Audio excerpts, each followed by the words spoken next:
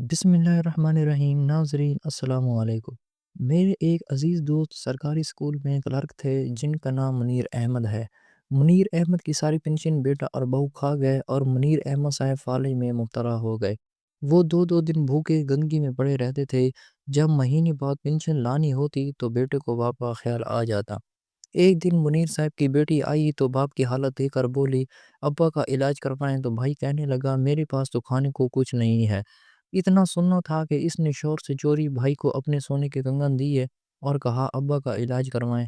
بھائی نے بہن کے یہ کنگن بیچے اور مری گھومنے چلے گئے اور سوچا جب تک واپس آئیں گے تب تک ابا سے بھی جان چھوٹ چکی ہوگی۔ جب مری میں پیسے ختم ہوئے تو وہ واپس گھر لوٹے تو ان کے قدموں تلے سے زمین نکل گئی، کیونکہ حمیرہ نے اپنی جان سے پیارے باپ کی حالت دیکھی تو اس کا دل خون کے آنسو رونے لگا تھا، کیونکہ وہ باپ جس نے اپنی اولاد کو پھولوں کی طرح پالا تھا، ماں کی ممتا اور باپ کی شفقت دونوں ایک ساتھ دی تھی، وہ آج اس حالت میں پڑا تھا کہ ان کا بستر غلاظت سے تر تھا اور بہو یا بیٹے کو صاف کرنے کی زحمت تک گوارا نہ تھی۔ حمیرہ اپنے باپ کی یہ حالت دیکھ کر تڑپ اٹھی تھی۔ اس کے باپ منیر کو جب سے فالج ہوا تھا اور وہ بہو بیٹے کے آسرے پر پڑے تھے، تب سے ہی وہ ہڈیوں کا ڈھانچہ بن گئے تھے۔ دو دو دن تک انہیں کھانے کو کچھ نہ ملتا تھا، کیونکہ بہو اور بیٹا تو یہی چاہتے تھے کہ وہ بستر پر پڑے سسک سسک کر مر جائیں اور ہمیں ان کی خدمت نہ کرنی پڑے۔ حمیرہ نے اپنے ابا کو خود صاف کیا، ان کا بستر بدلا جو نہ جانے کتنے دنوں سے ان کے نیچے پڑا تھا، جو گندا اور بدبودار ہوا پڑا تھا۔ نہ جانے منیر صاحب کیسے اس بستر پر سوتے تھے، نہ جانے انہیں رات کو کیسے نیند آتی ہوگی، مگر نیند بھی کہاں آتی ہوگی، بھوکے پیٹ بھلا نیند کہاں آتی ہے۔ انسان کو حمیرہ کو اپنے بھائی کی بے مروتی اور صفاقت پر انتہائی رنج تھا۔ وہ خود شادی شدہ تھی، بال بچوں والی تھی اور دوسرے شہر میں رہتی تھی۔ کبھی کبھار والد اور بھائی کی تڑپ میں آ جاتی تھی اور اس کی یہ حالت دیکھ کر مزید تڑپ جاتی تھی۔ اس نے اپنے بھائی کو پاس بٹھایا۔ منیر صاحب کا ایک بیٹا اور ایک ہی بیٹی تو تھے، جن کو بچپن سے ہی انہوں نے خود پال پوس کر جوان کیا تھا، کیونکہ منیر صاحب کی بیوی حمیرہ کی پیدائش کے 5ویں سال ہی اس دار فانی سے رحلت کر چکی تھی، اور تب سے منیر صاحب نے ہی ان دونوں بچوں کو ماں اور باپ بن کر پالا تھا۔ وہ ایک اسکول میں کلرک کی نوکری کرتے تھے اور اسی سے ہی ان دونوں بچوں کی اچھی پرورش کی تھی، انہیں پڑھایا لکھایا تھا اور ان کی شادیاں کر کے اپنا فرض ادا کیا تھا کہ اب تو گھر بیٹھ کر کچھ عرصہ سکون میں رہیں گے۔ مگر منیر صاحب کا یہ خواب خواب ہی رہا، کیونکہ اب بھی اصل رشتوں کی پہچان کا وقت ہوا تھا۔ منیر صاحب جیسے ہی ریٹائر ہوئے انہیں فالج کا دورہ پڑ گیا اور یہ اٹیک اتنا شدید ثابت ہوا کہ وہ بستر کے ہی ہو کر رہ گئے، اور جس اولاد کو اس نے ماں اور باپ دونوں بن کر پالا تھا آج وہی بیگانی ہو گئی تھی، خاص طور پر ان کا بیٹا خلیل احمد، جس نے شادی کے بعد اپنے باپ کو ہی فراموش کر دیا تھا۔ اسے اپنے باپ کی ضرورت صرف ہر مہینے کی پہلی تاریخ کو پڑتی تھی، کیونکہ اس تاریخ کو پنشن آنی ہوتی تھی۔ منیر صاحب کی ریٹائرمنٹ پر جتنی پنشن انہیں ملی تھی وہ لاکھوں میں تھی، اور منیر صاحب کو تو اس میں سے کچھ بھی نہیں بچا تھا، بلکہ سارے پیسے ان کے بیٹے خلیل احمد نے وصول کیے تھے، یہ کہہ کر کہ ابا کا بوجھ اب ہم نے ہی اٹھانا ہے۔ بہن کو بھی اپنا حصہ نہیں دیا تھا۔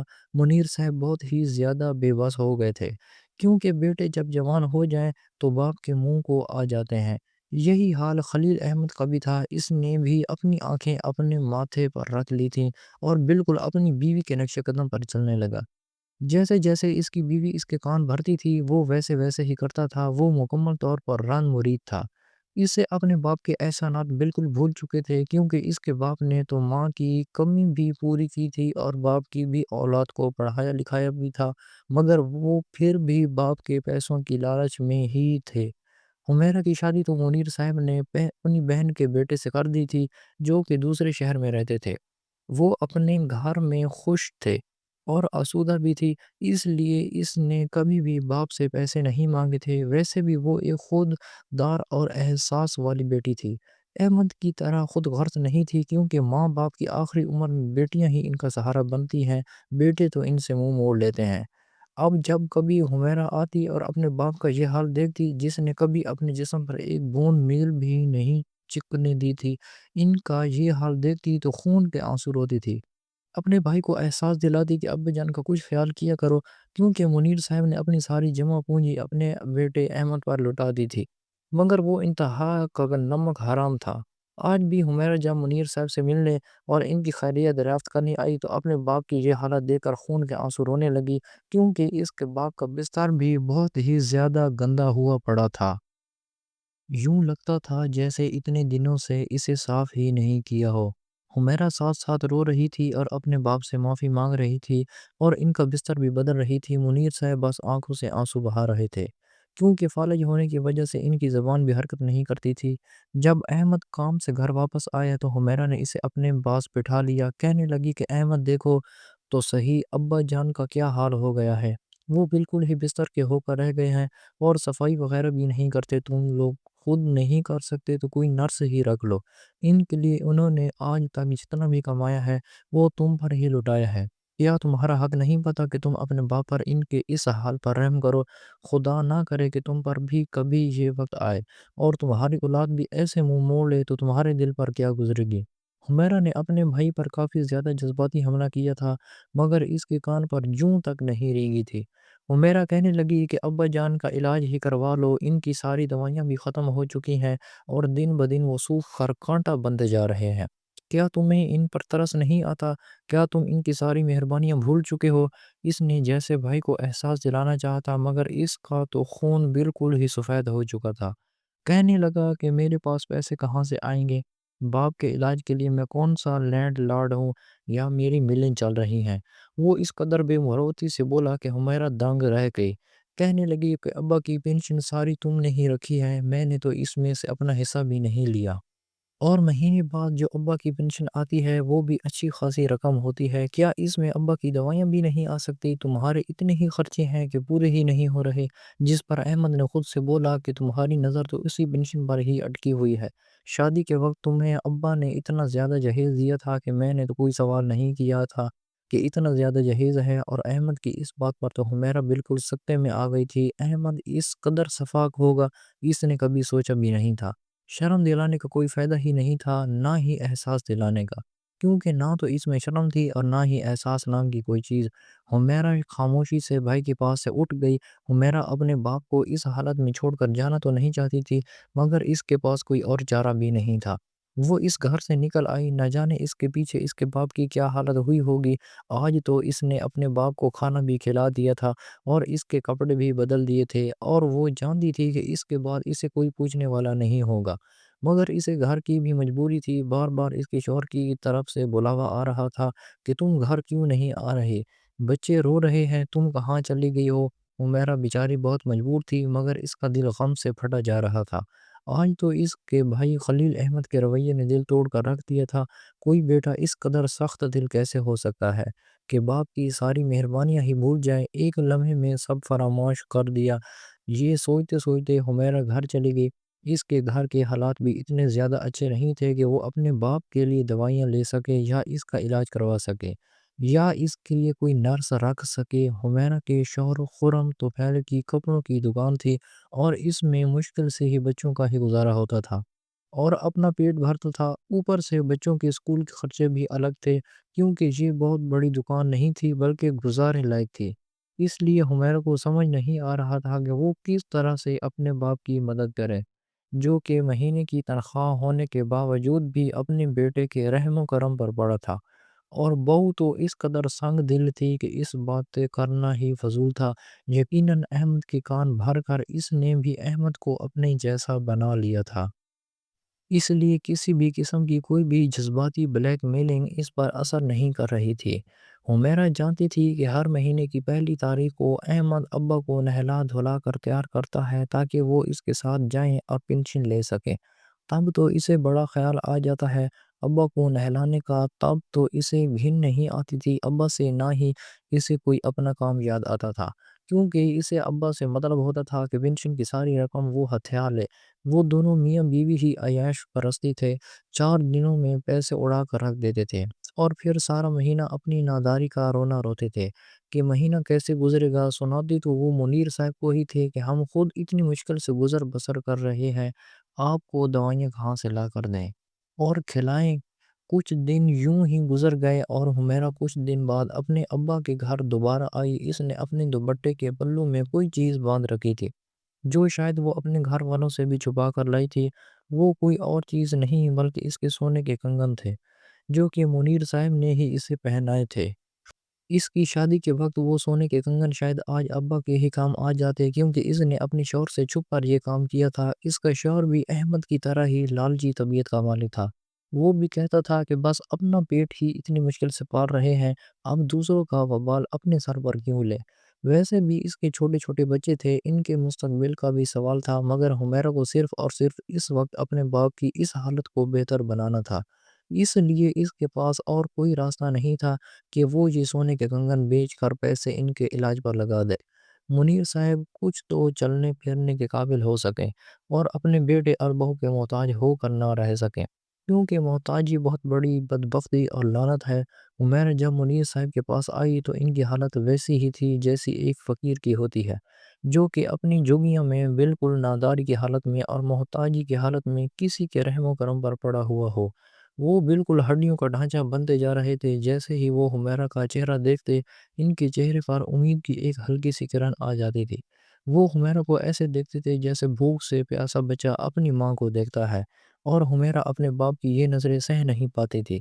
شرم سے پانی پانی ہو جاتی تھی، اس کی نظریں جھک جاتی تھیں، مگر وہ بیچاری بھی کیا کرتی، اسے گھر کی مجبوریاں تھی۔ آج بھی وہ بڑی مشکل سے اپنے شوہر خرم طفیل سے جان بچا کر اور بچوں کو پڑوسن کے حوالے کر کے آئی تھی کہ انہیں ذرا سنبھال لینا، میں اپنے باپ کی طرف جا رہی ہوں، ابھی آ جاؤں گی۔ حمیرہ نے سب سے پہلے تو اپنے باپ کا بستر تبدیل کیا، ان کو نئے اور اجلے کپڑے پہنائے اور ان کی بدبو ختم کی۔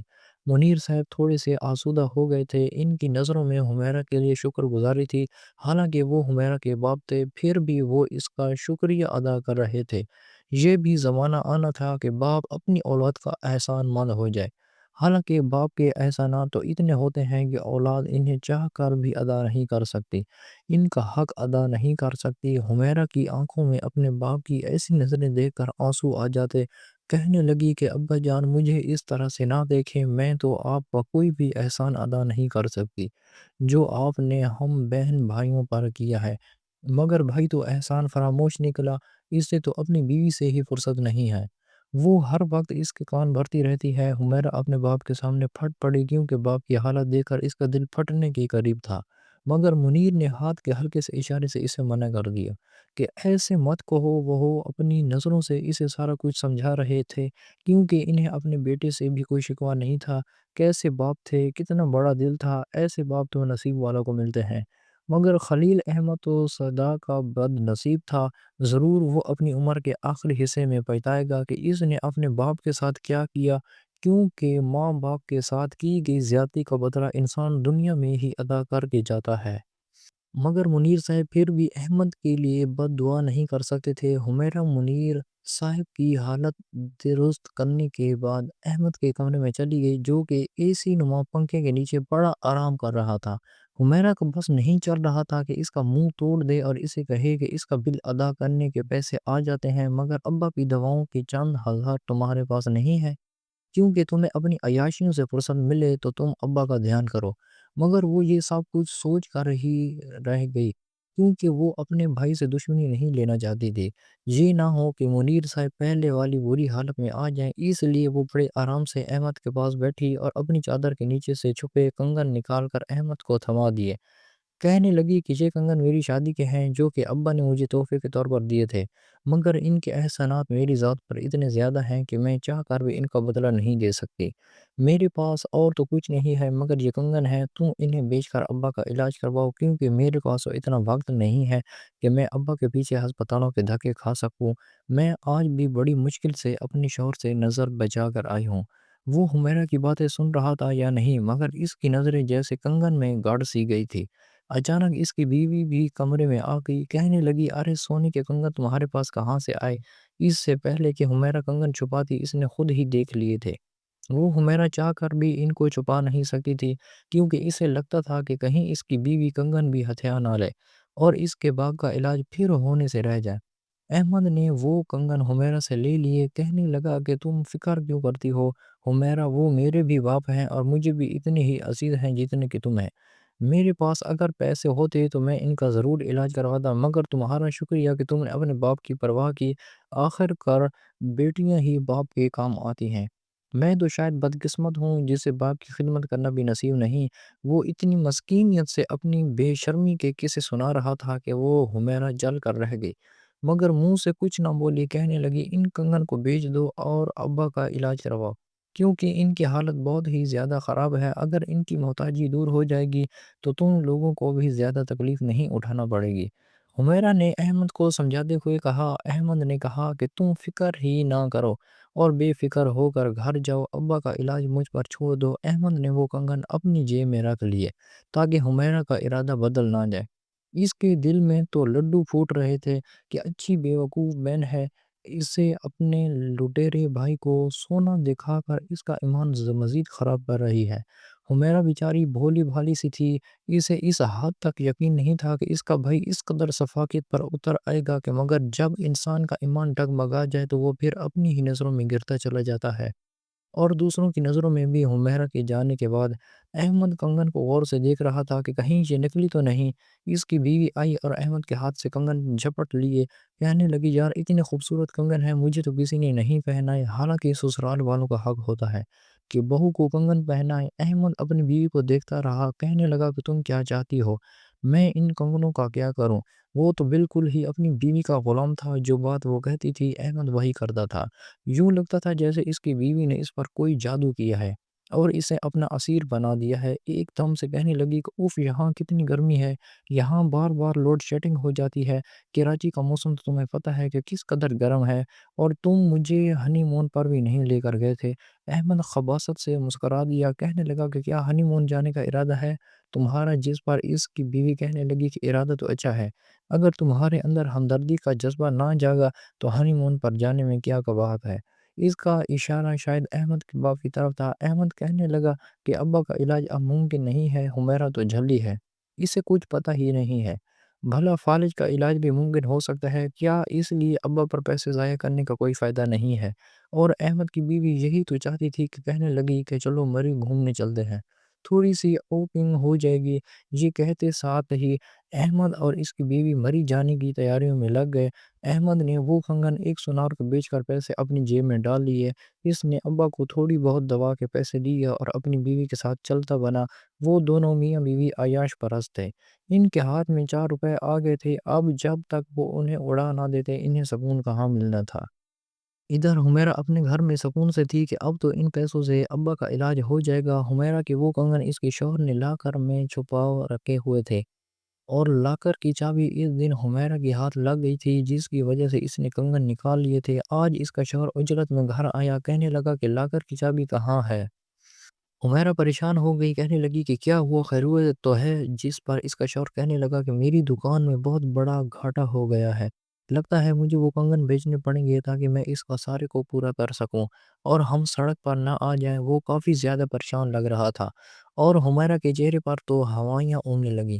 اسے بالکل سمجھ نہیں آ رہی تھی کہ وہ کیا کرے۔ اس کا بی بی ایک دم سے لو ہونے لگا جیسے ہی اس کے شوہر نے لا کر کھولا، کنگن وہاں سے غائب تھے۔ وہ حمیرہ پر چلانے لگا، کہنے لگا کہ تم نے کنگن کہاں گم کیے ہیں؟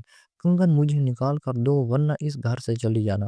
حمیرہ اس کی من سماجت کرنے لگی کہ میرے ابا بستر مرگ پر پڑے تھے، اس لیے میں نے کنگن بیچ کر ان کے علاج کے پیسے احمد کو دے دیے۔ اس کا شوہر خرم کہنے لگا کہ احمد تو اپنی بیوی کے ساتھ مری گھومنے چلا گیا ہے، یقیناً وہ تمہارے ہی کنگن کے پیسوں سے سیر سپاٹے کرنے لگا ہے۔ تم جاؤ اور اب اپنے ابا کا علاج خود ہی کر لو، اس گھر میں کوئی جگہ نہیں ہے تمہاری۔ اس نے اس کو گھر سے نکال دیا، اور ادھر حمیرہ روتی دھوتی اپنے باپ کے گھر جا پہنچی۔ اس کے باپ کی حالت ویسی کی ویسی ہی تھی، اس کی جیب میں 4 پیسے ڈال کر گیا تھا۔ احمد حمیرہ تو سر پکڑ کر بیٹھ گئی۔ ادھر احمد اپنی بیوی کے ساتھ مری میں گلچھرے اڑا رہا تھا۔ وہ تو یوں لگ رہے تھے جیسے نئے نئے شادی شدہ جوڑے ہوں۔ جب وہ موج مستی کر کے اور سارے پیسے لٹا کر ہنی مون سے واپس گھر آئے تو گھر آتے ساتھ ہی آسمان ان کے سر پر آ گرا۔ انہیں تو یقین ہی نہیں آ رہا تھا کہ ایسا بھی ہو سکتا ہے، کیونکہ منیر صاحب بہت ہی خوشحال ہنستے مسکراتے ہوئے گھر میں بیٹھے تھے۔ اب تو وہ چل پھر بھی سکتے تھے، اور حمیرہ ان کی اجارہ داری میں لگی ہوئی تھی۔ بچے صحن میں کھیل رہے تھے۔ اتنی زیادہ خوشحالی گھر میں دیکھ کر احمد کے تو رونگٹے ہی کھڑے ہو گئے۔ وہ منیر صاحب کے پاس آئے اور کہا کہ ابا، آپ کے پاس اتنے پیسے کہاں سے آ گئے کہ آپ نے اپنا علاج کروا لیا اور ٹھیک بھی ہو گئے؟ جس پر منیر صاحب نے کہا کہ ایک دوست تھا جس پر میں نے کبھی احسان کیا تھا، وہ ایک ڈاکٹر ہے، اس نے میرا مفت میں علاج کیا ہے اور میں بالکل ٹھیک ہو گیا ہوں۔ میں تو اپنی بیٹی کا جتنا بھی شکریہ ادا کروں کم ہے، کیونکہ اس نے میرے دوست سے رابطہ کیا تھا، کیونکہ میری حالت بالکل ہی غیر ہو رہی تھی، اور اب دیکھو میں بالکل ٹھیک ہو گیا ہوں۔ میں نے فیصلہ کیا ہے کہ اس گھر کا بٹوارہ کر دوں، ایک حصہ تمہارا ہوگا اور دوسرا حصہ حمیرہ کا اور اس کے بچوں کا، کیونکہ جب تک تیرا دماغ ٹھکانے نہیں آتا حمیرہ ادھر ہی رہے گی اپنے باپ کے ساتھ اپنے گھر میں، اور جو بھی مجھے پینشن کے پیسے ملتے رہیں گے وہ میں حمیرہ اور اس کے بچوں پر خرچ کرتا رہوں گا، کیونکہ ایسی بیٹیاں تو خدا دعاؤں سے دیتا ہے۔ احمد اپنے باپ کی بات سن کر پریشان ہو گیا اور شرمندہ ہو گیا، کیونکہ اس نے اپنے باپ کی شکل میں بہت بڑا خزانہ اپنے ہاتھ سے لٹا دیا تھا۔ اب سوائے پچھتاوے کے اس کے پاس کچھ حاصل نہ تھا، کیونکہ وہ پہلے باپ کی کمائی پر پل رہا تھا اور اب اپنی محنت سے کما کر کھانی پڑے گی، جو کہ اس کے لیے بہت ہی مشکل تھا۔ اب اسے دنیا داری کا پتہ چلے گا کہ آٹا دال کتنی محنت سے کمایا جاتا ہے۔ کیا فائدہ ایسی اولاد کا جن کو پال پوسنے میں انسان کی عمر گزر جائے اور مشکل وقت میں وہ اولاد کام بھی نہ آئے۔ لعنت ہے ایسی اولاد پر، اور اس میں کوئی دو رائے نہیں کہ بیٹا بڑھاپے میں والدین کا سہارا بنے نہ بنے۔ بیٹیوں کے اندر اللہ تعالیٰ نے یہ خاص صفت رکھی ہے کہ وہ اپنے والدین کا مرتے دم تک ساتھ نہیں چھوڑتی۔ کہانی اچھی لگی ہو تو چینل کو ضرور سبسکرائب کریں۔